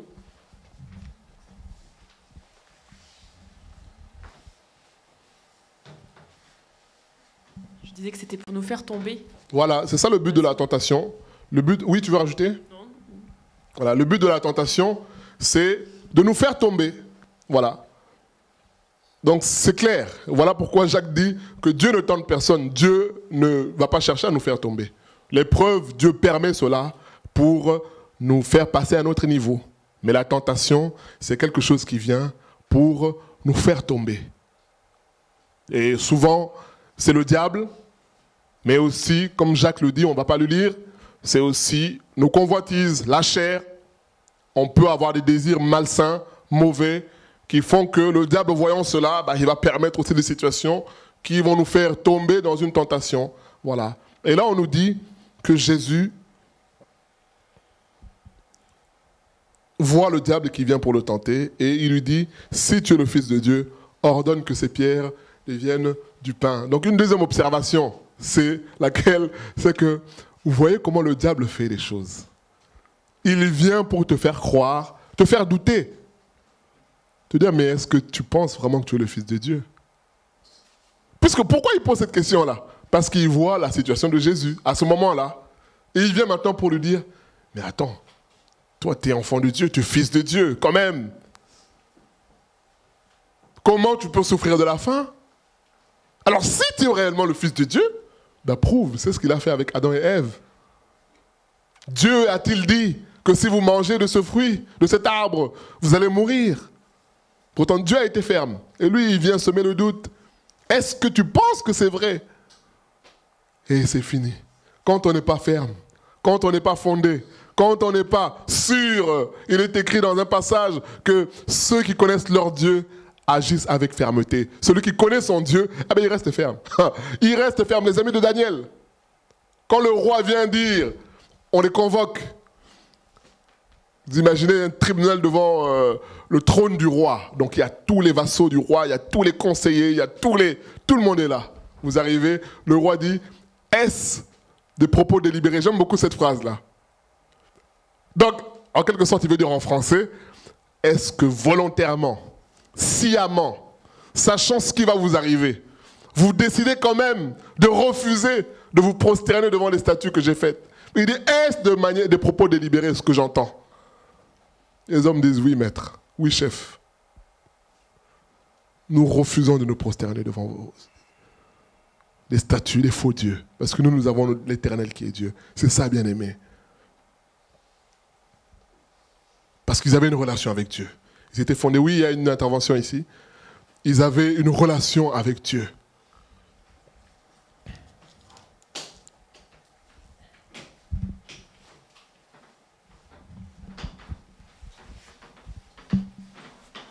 Oui, c'est un peu aussi de la provocation, parce que quand Satan dit si tu es vraiment le Fils de Dieu, si Jésus était vraiment orgueilleux et donc pas humble, notre Seigneur, il aurait pu dire mais attends voir un peu, je vais te montrer qui je suis, quoi. Ah, mais... Donc ça fait 2 en 1, c'est Oui. pour tenter mais provoquer. Et parfois nous aussi on est là, t'es pas capable de ci ou tu sais Oui, pas oui, faire c'est ça. Donc en Ouais. fait, ça nous sort un peu de la ligne où le Seigneur nous voulait. Et en fait, pour prouver quelque chose, on va aller se perdre en fait. Et puis là, on va regretter après parce qu'on va dire j'avais pas besoin de prouver quoi que ce soit en fait. C'est ça. C'est très bien d'avoir souligné ça. C'est ça que le diable va vouloir faire avec nous. Comme moi, je le vois souvent avec les jeunes. Hein, parfois, ils se lancent des défis, cap ou pas cap. Donc quand tu entends ça, cap ou pas cap, il se dit ah là là, je cap. Donc il y va quand même, il y va, malgré tout. Même s'il y a des conséquences derrière, et c'est ça. Mais c'est ça même le diable, c'est ça, c'est un menteur. Donc dans le mensonge, il y a la manipulation, donc il y a tout ça qui est ensemble, voilà, c'est ça. Vouloir te faire quelque chose que tu... Mais on le voit aujourd'hui avec les journalistes. Je ne sais pas si vous suivez un peu Bourdin, si vous suivez. Aujourd'hui, il y a un phénomène de buzz. C'est-à-dire que toi, ministre, tu viens, ou homme politique, tu viens dans son studio, il te pose des questions. À un moment, il te pose une question. Mais que pensez-vous de ceci? Bon, tu réponds une fois. Il revient, il retourne la question, il change la question. En fait, le but, c'est de te faire dire quelque chose que tu n'as pas prévu de dire. Et une fois que tu as dit ça, ah, c'est fini. C'est fini. Ah, il a contredit l'autre. Ah, il n'est pas... Et voilà, finalement, tu te retrouves. Mais beaucoup ont été piégés. Et quand je dis des hommes politiques qui sont formés à la communication, c'est-à-dire qu'ils ont fait l'ENA, donc ils connaissent la communication, mais on arrive quand même à te piéger à ce niveau-là. Voilà. Quelque chose que tu n'as pas prévu, un dossier que tu n'as pas étudié, on te pose une question. Comme il a fait avec Copé et tous les autres. Hein. Monsieur le ministre, le prix d'une baguette. Ah voilà, l'autre dit 2 €, il dit oh là là, c'est grave. Vous vous rendez compte? Et là, ça fait le buzz. Les gens se disent oh là, mais oui, mais le pauvre, lui n'achète pas de baguette, le pauvre, j'ai envie de dire. Mais c'est ça. Tu te fais piéger comme ça parce que tu dois répondre, parce que tu dois prouver que je connais le dossier, mais voilà, tu te fais avoir comme ça. Et c'est ça vraiment le travail du diable. C'est ce qu'il a voulu faire avec Jésus. Voilà. Allez, est-ce que tu captes? Et Jésus lui dit, il est écrit, l'homme ne vivra pas de pain seulement, mais de toute parole qui sort de la bouche de Dieu. Le diable le transporta dans la ville sainte, le plaça sur le haut du temple et lui dit, si tu es le Fils de Dieu, jette-toi en bas, car il est écrit, il donnera des ordres à ses anges à ton sujet, et ils te porteront sur les mains, de peur que ton pied ne heurte contre pierre. Jésus lui dit, il est aussi écrit, tu ne tenteras point le Seigneur ton Dieu. Le diable le transporta encore sur une montagne très élevée, et lui montra tous les royaumes du monde et leur gloire, et lui dit, je te donnerai toutes ces choses, si tu te prosternes et m'adores. Jésus lui dit, retire-toi, Satan, car il est écrit, tu adoreras le Seigneur, ton Dieu, tu le serviras lui seul. Alors le diable le laissa, Et voici, des anges vinrent auprès de Jésus et le servaient. Bien-aimé, c'est ça. Lorsque la tentation arrive, quand on est fondé sur la parole, on n'a pas le temps d'étudier tout le texte, mais retenons une chose, c'est que Jésus s'est appuyé sur la parole. On nous a prêché une fois là-dessus. Il est écrit. Bien-aimé, ce sont des piliers. Ce sont des piliers parce que, comme on a lu, si on n'est pas ferme là-dessus, le diable peut nous avoir. Il va nous inciter à faire quelque chose que le Seigneur ne nous a pas demandé de faire. Il va vouloir nous pousser à prendre une décision. Alors qu'au fond de nous, nous savons que cette décision-là, ce n'est pas ce que Dieu veut. Ce n'est pas ce qui est écrit. Mais on va le faire quand même parce que la pression est grande. Parce que la pression de la tentation est là. Parce que la convoitise aussi, bien évidemment, parce que la tentation fonctionne quand la convoitise est là. Ça, c'est un point qui est très important par rapport à la tentation. La tentation fonctionne quand la convoitise. C'est ce que Jacques dit. Il dit que pourquoi Jésus vient, le diable, vient nous proposer à Jésus de transformer le pierre en pain? Parce qu'il savait que Jésus avait faim. Sachant qu'il avait faim, le désir de vouloir faire partir cette faim-là, c'est quoi? C'est manger. Alors il dit, fais un miracle pour manger maintenant. Et c'est ça. Aujourd'hui, tel qu'on a souvent tendance à le dire, hein, tel que nous sommes ici, quelqu'un vient te voir pour te dire, tiens, si tu veux être candidat pour être président de la République, voilà, il y a telle combine. Je pense que, bon, à moins que je ne le sache pas, mais parmi nous, là, je pense que ça va intéresser personne. Hein. On dit, tiens, il y a tel numéro, si tu veux être candidat, ça va intéresser personne. Nous, c'est, voilà, servir le Seigneur tous les jours. Voilà, c'est... Mais si on vient te proposer quelque chose qui est dans ton rayon, ça va marcher. La proposition d'être candidat, ça va marcher avec les ministres ou les hommes politiques. Parce que c'est ça leur objectif. Mais toi, à ton niveau, tu auras aussi quelque chose que le diable va venir te proposer, qui est lié à ton niveau. Bien sûr, le diable ne voit pas dans nos pensées, dans nos cœurs, mais en fonction de nos convoitises, il sait aujourd'hui. Je pense que certains ont vu qu'avec nos smartphones, c'est-à-dire que quand tu as tendance à suivre, par exemple, les actualités sportives, parfois, il y a des informations sportives qui viennent comme ça. Donc, quand ton téléphone est déverrouillé, il n'y a rien. Non, est verrouillé, pardon. Quand tu déverrouilles, pop, info. Donc, c'est-à-dire que eux, ils ont la capacité de savoir que telle personne aime beaucoup la cuisine. Marmiton. Donc, une fois que tu t'es connecté une fois, tous les jours, tu reçois des propositions. Même si tu n'as pas envie. Un jour, tu dis, ah ben tiens, crème fraîche, je ne sais pas comment. Ah bah oui, tiens, je veux voir. Tiens. Et finalement, voilà, ça nourrit. C'est comme ça. Aujourd'hui, il y a des télévisions connectées qui sont vraiment intelligentes. C'est-à-dire qu'ils savent que tu aimes regarder ci. Quand tu rentres du travail à 17h, tu aimes regarder BFM. Ça se met tout seul. Tu allumes la télé, boum. Tu n'as pas choisi une chaîne. Parce qu'ils savent qu'à 17h jusqu'à 19h, tu regardes ci. Après, tu regardes le sport. Donc, pendant que tu regardes BFM, tu as une fenêtre à côté avec toutes les autres chaînes que tu aimes. Et donc, si tu as prévu de faire quelque chose, bah, tu restes devant la télé. Parce que, après, il y a ci. Après, il y a cette telle série. Après, bien aimé, c'est ça. C'est comme ça que ce monde-là fonctionne. C'est ça. Parce qu'il y a déjà une convoitise. Et quand la convoitise est là, bah, la tentation nous fait succomber malheureusement. C'est ça. Et c'est ça le but du diable, c'est de créer cette convoitise-là. De dire, mais attends, si tu es le Fils de Dieu, Dieu seul a le pouvoir. Mais pourquoi toi, tu n'as pas le pouvoir? Alors si tu es le Fils de Dieu, tu peux faire aussi comme lui. Mais fais aussi comme lui. Montre que tu peux le faire. C'est ce qu'il a dit à Adam et Ève. Il a dit, vous allez devenir comme Dieu. Dieu sait tout. Il connaît tout. Il peut tout faire. Mais vous aussi, vous pouvez le faire. Bien aimé, c'est ça. Donc notre deuxième pilier, c'est d'être ferme sur la parole. Nous lisons, on passe vite, Jean 6. On n'a plus beaucoup de temps. Jean 6.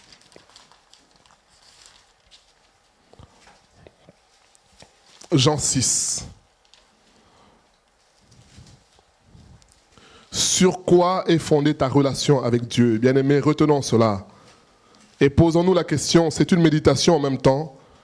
Sur quoi est fondée ma relation avec Dieu?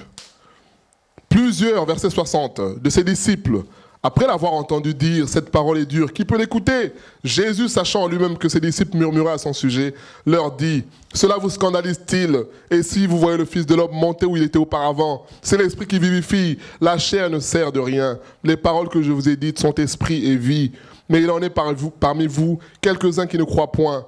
Car Jésus savait dès le commencement qui étaient ceux qui ne croyaient point, et qui étaient ceux qui le livreraient. Et il ajouta, c'est pourquoi je vous ai dit que nul ne peut venir à moi si cela ne lui a été donné par le Père. Dès ce moment, plusieurs disciples se retirèrent et n'allèrent plus avec lui. Jésus donc dit aux 11, et vous, ne voulez-vous pas aussi vous en aller? Simon-Pierre lui répondit, Seigneur, à qui irions-nous? Tu as les paroles de la vie éternelle. Et nous avons cru, et nous avons connu que tu es le Christ, le Saint de Dieu. Bien-aimé, cette réponse de Pierre montre l'enracinement que ces gens avaient envers Jésus. Jésus provoque, il dit, mais vous, pourquoi vous restez avec moi? Alors, regardez, les autres partent. Il dit, Seigneur, vers qui irions-nous? Nous avons connu. Non seulement nous connaissons, mais nous avons cru. Bien-aimés, beaucoup connaissent. Dans les milieux chrétiens, beaucoup connaissent. Beaucoup sont tellement, ils connaissent tellement que tu donnes, on dit, tiens, Paul a demandé son manteau, il va te dire le manteau, il va te donner une explication allégorique. C'est-à-dire une explication imagée du manteau, alors que le manteau, c'est pour le froid. Donc, beaucoup connaissent. Ils connaissent des versets. Il va te sortir des versets, il va te réciter des versets. Mais Pierre a dit une chose, il dit, nous avons connu et nous avons cru. C'est ça, bien-aimé. Que tu es le Christ. Et à cause de tes paroles, ce que nous avons reçu en nous, nous restons attachés à toi. Bien-aimé, c'est ça. C'est ça. Et un chrétien doit avoir cette fermeté-là. Il y aura des pressions autour de toi. Mais quand on est ferme sur cela, moi, il y a des musulmans, des collègues autrefois, quand j'étais hébreu, qui voulaient me faire accepter tout simplement qu'on a le même Dieu, parce que finalement, on a la même morale. Il ne faut pas faire ci, il ne faut pas... J'ai dit non, non, non, jamais de la vie. On n'a pas le même Dieu. On n'a pas le même Dieu. Il n'y a qu'un seul chemin, c'est Jésus-Christ. Donc leur joie, eux, ils me disaient, mais Jean-Luc, t'es correct, toi, t'es pieux, toi. Non, non, non, non, non, non. On va passer par la flatterie, on va passer par... Non. Parce que bien sûr, quand tu dis non, tu sais que c'est source aussi de conflit. Ah, je sais que c'est compliqué aussi. Mais on reste ferme. On ne touche pas à la parole. Et là, ce que Jésus dit, il faut me manger. Il faut manger ma chair. Il faut boire mon sang. Il dit, ma chair est une nourriture. Elle est bonne. C'est grave. Il dit, mon sang est un breuvage. C'est moi qui rajoute, c'est plus que le vin. Il faut boire cela. Oh là là, les disciples se disent, non, non, non, mais là, qu'est-ce que nos familles vont dire? On va nous prendre pour des fous. Déjà qu'on a tout abandonné pour le suivre. Mais en plus, voilà ce qu'il nous raconte. Mais les disciples sont restés, puisqu'ils étaient attachés à la parole. C'était un fondement. Et la Bible dit que la foi vient de ce qu'on entend. Et ce qu'on entend vient de quoi? Voilà, c'est ça. Donc je lie la foi à la parole, comme j'ai lié la grâce à l'amour de Dieu. C'est cela. Ce sont des piliers que personne ne peut bouger. Et nous allons voir rapidement 3 points sur lesquels, en tout cas ce que j'ai pu observer, les chrétiens peuvent être fondés, sur lesquels ils peuvent être fondés. Un premier point, ce sont les bénédictions. Il y a des gens qui se disent chrétiens, mais qui sont liés à des bénédictions. Quand j'ai des bénédictions, ce sont les bénédictions, mais c'est aussi des promesses de Dieu. C'est-à-dire que lui, il vient au Seigneur parce qu'il s'attend à des promesses. C'est pas mauvais de s'attendre à des promesses. Mais Dieu est souverain. Regardez Joseph. Joseph a eu des promesses claires de Dieu. Mais seulement ce que Dieu ne lui a pas dit, c'est qu'il traverserait un chemin, il passerait par le chemin de la prison, de la trahison, de fausses accusations de la femme de son chef. Il ne savait pas cela. Mais il connaissait la finalité. C'est ça. Et il y a des chrétiens qui sont attachés aux bénédictions, à tout ce qui exalte l'homme. On se rappelle dans Matthieu 24, dans Luc 24, les 23, les disciples d'Emmaüs, qui sont tristes. Ils disent au Seigneur, mais es-tu le seul qui, séjournant ici à Jérusalem, ne sache ce qui s'est passé? Mais c'est grave. On pensait que Jésus viendrait délivrer Israël. Un homme que Dieu a oint en puissance, en parole, en acte. Mais voilà, ça fait 3 jours qu'ils l'ont mis dans le tombeau. Jésus regarde ces hommes et dit, oh là là, homme sans intelligence et dans le cœur est lent à croire ce qu'ont dit les prophètes. Et là, il commence à enseigner depuis les psaumes. Il commence à expliquer la parole. Bien-aimés, il y a des chrétiens qui sont liés à cela, à tout ce qui est bénédiction. Je rajoute à ça tout ce qui est promesse. Je rajoute à ça même tout ce qui est surnaturel, tout ce qui est prophétie. Il y a des gens qui comptent plus sur les prophéties que sur la parole de Dieu. Ils sont plus impressionnés sur ce qui frappe les yeux. Et le Seigneur va venir secouer ça. Pour te montrer. C'est ce qu'il dit dans le Deutéronome. Hein. Il dit, j'enverrai un prophète. Il parlera. Les choses vont s'accomplir. Et il reviendra, il dira des choses qui ne vont pas s'accomplir. Mais je permettrai cela pour voir si vous êtes attachés ou pas à ma parole. Parce que, bien aimé, il y a des paroles et paroles. Hein. Il y a des paroles qui sortent avec une puissance. Toi-même, tu as peur. Toi-même, tu as peur. Moi, je me rappelle une fois, c'est arrivé autrefois, j'étais réfractaire à tout ce qui était prophétie, manifestation, quand ça commençait là. Ah là là, moi, dans mon cœur, là. Excusez-moi, mais j'étais irrité, au fond de moi. Un jour, pareil, ça commence, la personne vient en face de moi, il dit, pourquoi tu doutes? Pourquoi tu doutes? Je me suis dit là, parce que moi j'ai dit à personne que j'avais un problème avec, j'ai dit à personne. Et là, quand ça commence comme ça, là, la personne vient me voir pour dire, pourquoi tu doutes? Pourquoi tu doutes? Je dis, bien aimé, c'est comme ça qu'on peut t'avoir. Parce que quand on dit pourquoi tu doutes, là tu te dis, mais attends, donc c'est pas faux. Parce que c'est vrai que dans mon cœur, je ne crois pas à toutes ces choses-là. Mais quand la personne vient te voir pour te dire, je sais ce qu'il y a dans ton cœur, je dis, ah, là, bien aimé, ne cédons pas à ça. Ne cédons pas à ça. Le diable, c'est un manipulateur, un menteur. Ce jour-là, je vous dis, j'ai été déstabilisé parce que je me suis dit, personne n'est au courant, là, dans mon cœur, là, de ce qui se passe. Mais comment lui, il sait, enfin l'esprit en tout cas, c'est que, et c'est comme ça que beaucoup, finalement, on va te faire avaler des choses. Voilà. Il te sort un truc comme ça, tu es impressionné. Tiens, tu as tel frère, tel frère, tel frère, tu as ceci, tel, et fini. Et une fois que c'est comme ça, il y a une accoutumance. Tu vas commencer à être attaché à ça. Tu vas commencer à aimer ça. Le jour où il n'y a rien, tu dis, oh, mais homme de Dieu, il n'y a rien. Mais non, il n'y a rien. Ah, tu es triste. C'est ça. C'est ça. Sur quoi fondes-tu ta vie chrétienne, ta relation avec le Seigneur? Tu la fondes sur quoi?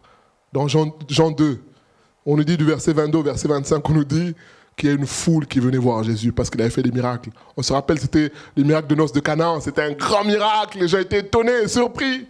Et il y a une grande foule qui venait. Et qu'est-ce qu'on dit? Jésus ne se fiait pas à ces personnes parce qu'il savait que ces personnes venaient manger et boire. Voilà. Jésus ne se fiait pas à ces personnes. Ça ne veut pas dire qu'il méprisait, non. Lui, il continue à prêcher, que celui qui soit touché, mais il ne se laissait pas impressionner. Parce que ce sont les gens qui vont dire, oh là là, t'es formidable, ce que tu dis est grand, oh là là, Dieu t'utilise. Mais non, non, non, tout ça, ce sont des diversions du diable pour communiquer l'orgueil. Bien aimé, ce sont des réalités. Ce sont des réalités. Le diable va venir comme ça pour dire, oh mais, comme une personne qui me dit, mais Jean-Luc, ta façon de jouer au piano, tu as progressé. Hein. C'est comme si c'était des anges. Bien aimé, ce jour-là, ce n'était pas juste un encouragement. Non, non, non. C'était une attaque. C'était une attaque du diable. Il y a des compliments qu'on va te faire. Il y a des... Bon, gloire à Dieu. Mais il y a des attaques, c'est-à-dire qu'on te pique. Une piqûre, une bonne dose, là, je ne sais pas de combien de milligrammes, d'orgueil. Un simple compliment, mais une piqûre. C'est ce que le diable a voulu faire. Si tu es... Donc, c'est pour te piquer, quoi. Et quand tu cèdes à cela, dans ta tête, tu dis, ah ouais, je suis fort. Je suis fort. Je suis arrivé à tel niveau. Le Seigneur va bien te faire tomber bas, comme ça tu verras qu'il y a plus fort. Mais c'est cela. Beaucoup sont attachés à tout ce qui est bénédiction, tout ce qui est surnaturel. J'écoutais un homme de Dieu, bon, je ne dis même pas un homme de Dieu, un faux serviteur, qui parlait avec un journaliste au Congo, et le journaliste lui dit, mais vous, homme de Dieu, vous aimez les belles voitures, vous aimez ceci, vous aimez cela. Et écoutez la réponse de monsieur, il dit, mais oui, moi j'aime les Lamborghini, les Ferrari, parce que, vous savez, c'est pour ça qu'on a cru en Jésus. Bien aimé, c'est ça. C'est pour ça qu'on a cru en Jésus. Moi, j'ai écouté ça, je dis, bon, là où j'étais, là, je voulais répondre, appeler même pour dire, mais non, on n'a pas cru en Jésus pour ça. On a cru en Jésus parce qu'on était pécheurs, on était perdus, on allait en enfer. Jésus est venu nous donner la vie et la vie éternelle. Mais voilà, l'homme dit, ben oui, c'est pour ça qu'on a cru en Jésus. C'est ça. Mais vous voyez, ce sont des gens qui sont, mais quand je vous dis suivis, c'est quand vous regardez leurs vidéos, c'est combien de cas, je ne sais pas ce que ça veut dire, mais des vues. Voilà. Voilà. Malheureusement. Il dit ça naturellement, c'est pour ça que j'ai cru. Donc finalement, c'est comme si Jésus était un dopage qu'ils prennent pour avoir ce que les païens obtiennent aussi. Et voilà, malheureusement. La question, c'est sur quoi est fondée ta relation avec Dieu. Ruth, j'aime beaucoup ce texte. Cette femme qui, avec sa belle-mère, ont tout perdu. Tout perdu. Marie, beau-frère, le mari dort pas. Beau-père. Elle reste attachée à sa belle-mère. Sa belle-mère lui dit, écoutez, Orpa, Ruth, on va se séparer. Moi, je vais retourner chez nous.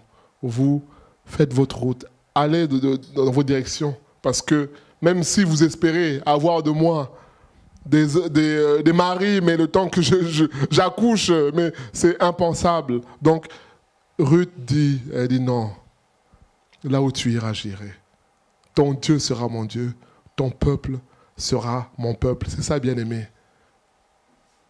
C'est une personne qui a été touchée par le Seigneur. Parce que beaucoup, quand je dis bénédiction, c'est tout ce qui est positif. Mais Dieu peut permettre aussi des choses négatives dans nos vies. Alors à ce moment-là, si toi tu es attaché à ce qui est positif, ben, qu'est-ce qui va se passer? Ben, tu vas abandonner. C'est aussi simple que ça. Tu vas abandonner. Il y a des choses négatives qui viennent de Dieu. On dit Anne, c'est Dieu qui l'avait rendue stérile. Il y a encore d'autres qui ont été rendus stériles par Dieu. Mais dans notre idée, on se dit, c'est impossible que quelque chose de négatif vienne de Dieu. Mais oui, Dieu peut permettre quelque chose de négatif. Parce qu'il veut produire le positif. C'est ça la puissance de Dieu. À partir de ce qui est négatif, la stérilité, la maladie, lui, il veut manifester sa gloire. C'est ça. Mais si on est attaché qu'au positif, comme ça a été le cas de Ruth, comme ça a été le cas, comme on a vu à plusieurs reprises, Itaï, qui est resté attaché à David, de Barzillai, qui, vieux, malgré tout, reste attaché aux valeurs de la vérité. C'est ça, bien-aimé. Alors la question, c'est sur quoi tu t'appuies, tu t'accroches. Les bénédictions, les prophéties, toutes ces choses surnaturelles. Si tu t'accroches dessus, eh ben, tu vas connaître des vraies souffrances. Il y a des gens qui sont attachés, un deuxième point, qui sont attachés aux activités. Les activités pour le Seigneur. Alors je vais m'expliquer bien sûr, parce que quand les gens vont me regarder, ils vont dire, mais oui, il y a des gens qui sont attachés aux activités. C'est-à-dire qu'il aime son activité plus qu'il n'aime Dieu. Il y a des gens qui aiment la musique. Donc quand il y a répétition, il est là, il est là. En fait, quand tu le vois, tu dis, oh, quel chrétien qui est dévoué, qui aime le Seigneur, Mais en réalité, quand tu approches la personne, tu te rends compte que, en fait, il n'est pas attaché à Jésus, il est attaché à la musique. C'est la musique qu'il aime. C'est une passion pour lui. Et donc tout le reste n'est qu'un prétexte. Mais comme Dieu est fidèle, il permettra un jour que tu n'aies plus cette activité-là, pour un temps. Et c'est là maintenant qu'on verra, est-ce que tu continues à être assidu au culte? Peut-être que tu étais assidu parce qu'il y a la répétition de la louange, parce qu'il y a ceci, parce qu'il y a cela, parce que je dois chanter, parce que... Mais le jour où tu seras malade, le jour où tu seras assis, on verra maintenant, ah, le bien-aimé, il ne vient plus. Le bien-aimé, pendant la louange, il est absent. Pourtant, il est là, physiquement. Bien-aimé, ce sont les réalités, ce que je dis là, ce sont les réalités. C'est-à-dire que tu peux être chrétien, officiel, mais en réalité, ce qui t'intéresse, c'est ton activité. C'est la prédication. Parce que le maïs, là, a un bon goût, là, donc toi, c'est prédication, tu as ton cahier avec 15 thèmes, 20 thèmes.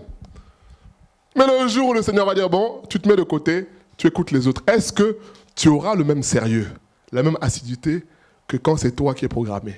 Est-ce que tu seras là à l'heure? Est-ce que tu auras toujours la joie de parler aussi aux autres? Est-ce que tu auras... Bien aimé, c'est une réalité. Il y en a qui sont fondés sur cela, des activités. Mais un jour ou l'autre, le Seigneur va te révéler cela. Il va dire, tu as un problème. On se rappelle de Marthe, Luc 10, 38. Qui était affairé aux tâches domestiques pour recevoir le maître? C'est pas mauvais, c'est une bonne chose. Et finalement, elle se rend compte que sa sœur Marie est assise au pied du Seigneur. Elle vient voir le Seigneur, elle dit, mais maître, mais cela ne te fait-il rien que ma sœur? Pendant que moi je travaille, je souffre, je transpire, elle est assise, paresseuse. Jésus regarde Marthe et dit, oh là là, tu t'inquiètes, tu t'agites. Pour beaucoup de choses, mais qui sont passagères. Une seule chose est importante. C'est de profiter de ce que moi j'ai à te donner. La nourriture que tu me donnes, là, je mangerai, mais demain, j'aurai encore faim. Mais moi, ce que je veux te donner est beaucoup plus important que ça. Bien aimé, c'est ça. Quand on est attaché aux activités, finalement, la chair, à un moment, elle va se fatiguer. La chair, à un moment, va se lasser. C'est juste une question de temps. C'est juste une question de temps. Mais le partage de ce soir, c'est pour nous dire, attention, on peut être attaché à des choses spirituelles, entre guillemets, comme j'ai dit, les bénédictions, les promesses de Dieu, tout ça, mais en réalité, c'est pas sur Dieu qu'on est attaché, c'est sur ces choses-là.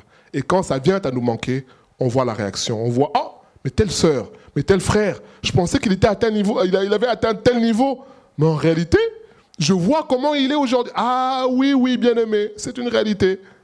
C'est pour ça que la question, c'est sur quoi tu es fondé. Comme j'ai dit tout à l'heure, il y en a qui aiment les activités de Dieu plus que Dieu lui-même. Mais comme Dieu est fidèle, un jour, il fera que ton activité, quelqu'un d'autre le fasse. Même s'il fait mal. Au contraire, quand il fait mal encore, ça te brise encore bien. Mais il fait mal, déjà ça te brise. Il fait mal, maintenant les gens disent, oh, c'était très bien. Oh là là là là là là. C'était très bien, magnifique. Oh là là, bien aimé. Ça te brise encore pour te dire que, en réalité, tu n'es pas indispensable. On peut se passer de toi. C'est ça. C'est ça. La question, c'est sur quoi es-tu fondé? Quand tu es fondé sur les activités, comme j'ai dit, tu seras sérieux, rigoureux sur les activités, mais le reste ne va pas suivre. Mais quand tu es fondé sur Dieu, ça c'est un tout. Quand tu es fondé sur l'amour que Dieu te donne, tu comprends que, ah, qui suis-je moi pour que Dieu m'utilise? Eh bien, cet amour-là, comme on a dit tout à l'heure quand on a parlé de l'amour de Dieu va réfléchir en nous, et nous, par ricochet, on va le manifester aussi aux autres. Quand on est attaché à la parole de Dieu va faire que, autour de nous, on va vivre aussi la parole. Donc on ne sera pas excellent dans juste un domaine et négliger les autres. Non, on sera bon dans tous les domaines. Tous les domaines. Voilà pourquoi il est écrit dans 3 Jean 2 que je souhaite quoi? Que tu prospères à tous égards, comme prospère. Voilà, il dit à tous égards. Donc, c'est-à-dire que tu ne peux pas être sérieux dans une chose et négliger les autres. Comme je parlais avec une personne qui me dit, oui, mais dans les choses de Dieu, je suis toujours à l'heure, je suis ponctuel. Mais à la fac ou à l'école, j'arrive en retard. Je dis, non, c'est pas normal. C'est pas normal. Un chrétien, tu dois être le même sérieux que tu as pour les choses de Dieu tu dois l'avoir pour les choses aussi du monde, parce que tu as un témoignage, parce que tu as une responsabilité. Parce que si à cause de toi, le témoignage n'est pas bon, les gens vont se moquer de Dieu. Le jour où tu parleras du Seigneur, on dira, ouais, mais toi tu parles, mais tu es toujours en retard. Ah ben, voilà. Au contraire, j'ai envie de dire même que c'est là qu'il faut être encore plus rigoureux. Plus rigoureux. Bien sûr, dans les choses de Dieu, ça va de soi. Mais dans les choses là, parce que là, les gens t'observent, ils te regardent, ils voient le moindre écart, ils voient la colère qui déborde, ils voient des paroles qui ne sont pas appropriées, ils voient tout ça, ils ne te loupent pas. C'est ça. Donc on ne peut pas être bon dans un domaine et négliger un autre, c'est ça. Donc il y a qui sont liés aux activités, qui aiment beaucoup les activités, mais le Seigneur a dit à Marthe, il dit, tu as choisi la mauvaise part, Marie a choisi la bonne part, celle de recevoir la parole qui donne la vie. C'est ça. Ça, personne ne va lui ôter ça. Les difficultés vont venir, les souffrances vont venir peut-être, mais elle saura tenir parce qu'elle a pris le parti de la parole. C'est ça. Bien-aimés, méditons sur nous-mêmes. Qu'est-ce que j'ai mis en avant dans ma vie qui empiète sur ma relation avec le Seigneur? Un troisième point, c'est le péché. Il y a des gens, puisqu'il a péché, il reste dans la culpabilité. Il reste dans la culpabilité. En quelque sorte, il s'est fondé sur le fait qu'il ne peut pas pécher. Il est bon. J'ai atteint un niveau où je suis tellement correct. J'ai atteint un niveau où je ne peux plus reculer. Et maintenant, quand la personne pêche, elle est triste. Mais ce n'est pas juste une tristesse comme la Bible dit dans Corinthiens, la tristesse selon Dieu produit quoi? Voilà, la tristesse selon Dieu produit la repentance. Mais là, c'est une tristesse qui est liée au fait que j'ai échoué. Je suis encore faible. Mais bien aimé, 1 Jean 1,9 nous dit, si nous confessons nos péchés, Dieu est fidèle et juste pour nous pardonner, pour nous purifier de toute iniquité. Bien aimé, ce verset-là, on ne l'a pas donné pour les anges. C'est un verset qu'on a donné pour les humains. C'est pour nous que Dieu a donné ça. Il y a des gens, quand il sait que les gens sont au courant de son péché, ça y est, il n'a plus de relation avec Dieu. Le chrétien parle beaucoup. Je ne viendrai plus à l'église. C'est la honte. C'est tout. C'est la honte. C'est la honte, c'est tout. Et pour masquer ça, on va commencer à rejeter la faute sur les autres. Les gens, mais les gens parlent. Mais les gens ont des bouches. Ils ont des bouches, ils vont parler. Maintenant, si toi, tu as commis un forfait, tu demandes pardon et tu avances. Les gens parlent, que Dieu soit béni. Voilà l'exemple d'un homme comme David. David a péché, Nathan vient le reprendre. Et David prie. Il prie le psaume 32. Il dit, tant que je me suis tu, j'étais un homme qui c'est comme si j'étais en train de me détruire au fond de moi. C'est comme si le ciel me tombait dessus. J'étais malheureux. Tant que j'ai caché mon péché, mes transgressions, j'étais triste. Bien aimé, voyez l'exemple de David, pour qui sa relation avec Dieu passait avant toute chose. Il fait le psaume 51, j'avais prévu qu'on le lise, mais il est déjà 20h passé. Il fait le psaume 51 et il dit, Seigneur, crée en moi un cœur pur, ne me rejette pas, ne m'éloigne point loin de ta face. Je suis né dans l'iniquité, dans le péché, je suis mauvais, Seigneur. Mais il dit, Seigneur, s'il te plaît, ne me retire pas ton Esprit Saint. Parce que c'est ça ma relation avec toi. Bien aimé, vous voyez, c'est pour ça que j'ai pris ce point-là du péché. C'est-à-dire qu'il y a des gens, à cause du péché, sa vie chrétienne s'arrête. Et ce n'est pas normal. Si on est fondé sur le Seigneur, comme David, certes, il y a eu des conséquences à son acte, à son péché, mais il est resté attaché à Dieu. Il est resté ferme dans sa relation avec Dieu. Bien aimé, c'est ça. Et il y a beaucoup de passages à lire. Nous allons lire quand même 1 Jean 3. C'est un passage que j'aime beaucoup. 1 Jean 3, 20, c'est très facile à retenir. 1 Jean 3, 20. Pour ceux qui sont dans la culpabilité, et qui les empêche même d'être chrétiens. 1 Jean 3, 20. Voilà ce que le Seigneur nous dit. Car si notre cœur nous condamne, 1 Jean 3, 20, car si notre cœur nous condamne, Dieu est plus grand que notre cœur et il connaît toutes choses. Bien-aimés, si notre cœur ne nous condamne pas, nous avons l'assurance devant Dieu. Voilà, mais le verset qui nous intéresse, c'est le verset 20. Il dit, si notre cœur nous condamne, bien-aimés, sachant que Dieu est plus grand. Bien-aimés, le cœur de l'homme, qui peut le tromper? Personne. Notre cœur, là, tel qu'il est, qui peut le tromper? On peut tromper les humains autour de nous, mais tu ne peux pas tromper ton cœur. Tu peux pas, quand tu dis quelque chose qui est faux, quand tu fraudes, quand sur la route, tu fais des excès de vitesse, tu ralentis vite, tu fais... Mais tout ça, ton cœur le voit, il va t'accuser. Ta conscience va t'accuser pour dire, mais non, mais regarde, tu passes pour un bon, mais tu es un mauvais. Et là, tu vis dans la culpabilité de cela. Et là, l'apôtre Jean nous dit, si notre cœur, qui connaît tous les secrets de notre vie, même ce que les gens qui vivent avec nous ne voient pas, lui, il nous condamne, il dit, voilà, tu as encore fait ça, tu as encore fait ça. Il nous dit ici, Dieu, lui, il est plus grand que notre cœur. Mais non seulement il est plus grand, mais Dieu ne nous condamne pas. Parce qu'il a donné Jésus. Il suffit de se repentir. C'est ça. Comme je disais, il y a des chrétiens qui ont arrêté leur vie chrétienne parce qu'ils ont péché, parce qu'ils sont tombés, parce qu'ils ont fait ceci, parce qu'ils estiment que c'est fini. Je suis tombé trop bas. Dieu, c'est fini. Non, bien-aimé. La Bible nous dit que Dieu est plus grand que notre cœur. Il est disposé. Et il y a beaucoup de textes. Ésaïe 55, verset 7, Dieu dit que je ne me lasse point. Bien, ce sont des passages à connaître, bien-aimé. Je ne me lasse point de pardonner. Je ne me lasse point. Je ne me lasse pas. C'est-à-dire que je ne me fatigue pas. Vous savez, quand on doit solliciter une personne tout le temps, à un moment donné, ça devient fatigant. Ça devient fatigant. On se dit, bon, voilà, je vais arrêter d'abuser. Mais Dieu nous dit, Dieu nous dit à nous, Ésaïe 55, 7, que moi, l'Éternel, je ne me lasse pas de pardonner. Donc, c'est-à-dire que si tu viens 10 minutes après, tu viens 15 minutes après, tu viens 30 minutes après, Dieu est toujours prêt à pardonner.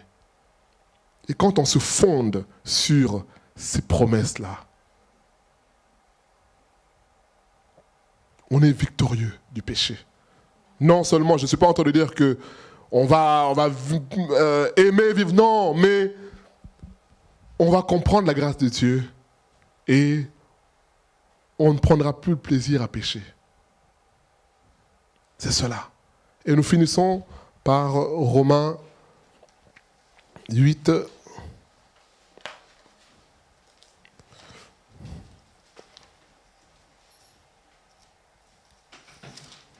Nous terminons, Romains 8,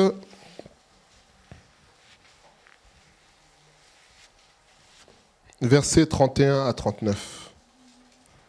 Que dirons-nous donc à l'égard de toutes ces choses? Si Dieu est pour nous, qui sera contre nous? Lui qui n'a point épargné son Fils, mais qui l'a livré pour nous tous, comment ne nous donnera-t-il pas aussi toutes choses avec lui? Qui accusera les élus de Dieu? C'est Dieu qui justifie. Qui les condamnera? Christ est mort. Bien plus, il est ressuscité à la droite de Dieu et il intercède pour nous. Qui nous séparera de l'amour de Christ? Voilà ce qu'il dit. Il dit, qui nous séparera de l'amour de Christ? Donc, quand quelqu'un est fondé sur l'amour de Christ, bien aimé, vous savez, c'est comme un enfant qui joue avec tes jambes, là, il te bloque les jambes, là, donc tu ne peux plus bouger. Voilà. Il dit, qui peut nous séparer de cela? De l'amour de Christ? Serait-ce les tribulations? L'angoisse? La persécution? La faim? Jésus a eu faim? La nudité? Le péril? L'épée? Selon qu'il est écrit, c'est à cause de toi qu'on nous met à mort tous les jours, qu'on nous regarde comme des brebis destinées à la boucherie. Mais dans toutes ces choses, nous sommes plus que vainqueurs par celui qui nous a aimés. Car j'ai l'assurance, et voilà ce qu'il dit, j'ai l'assurance que ni la mort, ni la vie, ni les anges, ni les dominations, ni les choses présentes, ni les choses à venir, ni les puissances, ni la hauteur, ni la profondeur, ni aucune autre créature ne pourra nous séparer de l'amour de Dieu manifesté en Jésus-Christ, notre Seigneur. Voilà ce que l'apôtre Paul nous dit en conclusion. La question c'est sur quoi ta relation avec Dieu est fondée. Ce que Paul dit, ce sont des choses qu'il a vécues parce qu'il était fondé sur l'amour de Christ. Il était fondé sur la parole de Dieu, sur la vérité. Un homme intègre comme lui qui a été en prison, non seulement en prison, mais qui a été sujet, victime de raillerie, de moquerie. On se moquait de lui pour dire, bah oui, mais s'il est vrai, pourquoi il est en prison? Mais bien aimé, c'est dur. C'est dur. Humainement, c'est dur. Parfois, on se dit, mais Seigneur, mais pourquoi? Regarde, on se moque de moi. Il dit, non, j'ai accepté. Moi, je suis lié, mais l'évangile n'est pas lié. La parole de Dieu continue à agir. Il dit, moi, je suis dans les liens, mais c'est pour votre liberté à vous. Lui qui est en prison, il encourage les autres. Et là, il dit, rien ne peut nous séparer de l'amour de Christ, manifestant de l'amour de Dieu manifestant en Christ. C'est cela. Alors la question, c'est, qu'est-ce qui te sépare de ta relation avec le Seigneur? Médite là-dessus. Et le Seigneur veut que nous puissions réaliser son amour. Il veut que nous puissions nous accrocher à sa parole, ce que dit sa parole. C'est ça qui est le plus important. Et nous allons prier pour que le Seigneur nous aide aujourd'hui. S'il y a des choses que nous avons mis avant le Seigneur, que le Seigneur puisse les dévoiler. Comme on a dit, c'est peut-être pour certains des bénédictions, recherche absolue d'un mariage, recherche absolue d'un travail, recherche absolue de ceci ou cela. C'est pas mauvais tout ça. Mais si en réalité ta relation avec Dieu dépend de ces choses-là, Dieu permettra que ça échoue. Alors là, à ce moment-là, est-ce que tu continues à avoir ta relation avec Dieu? Ou alors quand il faut prier, tu fais autre chose? Quand il faut faire ceci, tu fais autre chose. Parce qu'en réalité, c'est comme si Dieu t'a déçu.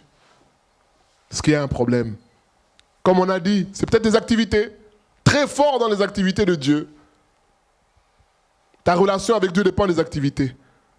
Mais le jour où les activités ne seront pas là, le jour où la salle, on le voit, bien aimé, quand on a eu la salle 3 jours, là, la salle était pleine. Mais quand c'est dans les maisons, c'est ceux qui sont attachés au Seigneur. Après, peut-être que Dieu connaît, il connaît les raisons. Mais, bien aimé, c'est une réalité. On peut être attaché, fondé sur autre chose que Dieu lui-même. Et les événements vont le prouver. Est-ce que tu continues à être fidèle? Peut-être que dans la salle, tu étais ponctuel parce qu'il y avait des responsables qui étaient là, tous au même endroit. Mais là, comme c'est du freestyle, excusez-moi le terme, tu sais que bon, je vais là-bas, il n'y a personne, je peux arriver en retard. Le dimanche d'après, je change.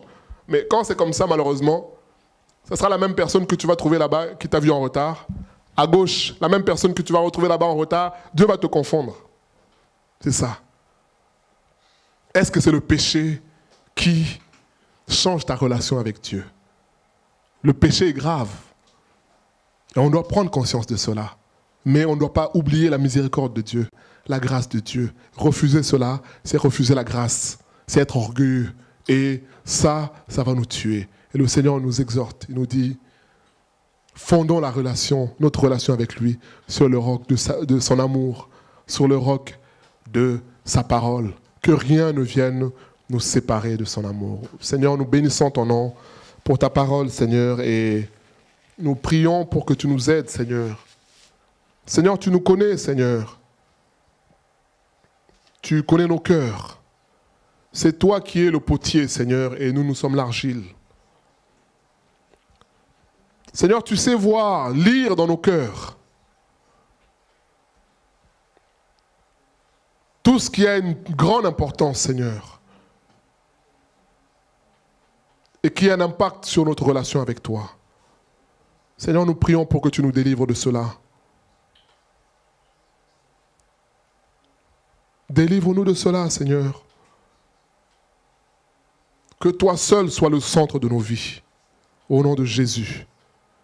Aide-nous à réaliser, Seigneur, que l'amour, ton amour, Seigneur, nous suffit, Seigneur. Comme nous chantons, ton amour est si merveilleux. Il est profond. Plus profond, Seigneur, que ce qu'un humain peut imaginer, Seigneur. Aide-nous, Seigneur, à réaliser cela Éphésiens 3, 16 à 19 qu'on a lu. Combien ton amour est large. Il s'adresse à tous les humains pour leur salut. Combien ton amour, Seigneur, est tellement haut, Seigneur, que pour l'atteindre, nous avons besoin de ta grâce, Seigneur. Ton amour est tellement long. Il est illimité, il est éternel. Aide-nous à réaliser cela, à accepter cela aussi. Seigneur, nous prions pour que tu nous aides, à l'image de notre Seigneur Jésus, à nous attacher à ta parole, Seigneur. Pour résister, Seigneur, dans les moments difficiles, pour être cette maison qui va résister à la tempête, aux tentations, aux épreuves, Seigneur, qui ont pour but de nous faire passer à une étape supérieure. Que nous puissions être attachés à ta parole, Seigneur. Merci d'agir. Que rien ne vienne nous séparer de ton amour, Seigneur. Que le manque ne vienne pas nous séparer de ton amour. Que la bénédiction ne vienne pas nous séparer de ton amour. Que le péché ne vienne pas nous séparer de ton amour. Que les activités, Seigneur, qu'elles soient là ou pas, que nous puissions continuer à t'aimer de la même manière, Seigneur. Sinon plus. À toi la gloire pour ta parole au nom de Jésus. Amen.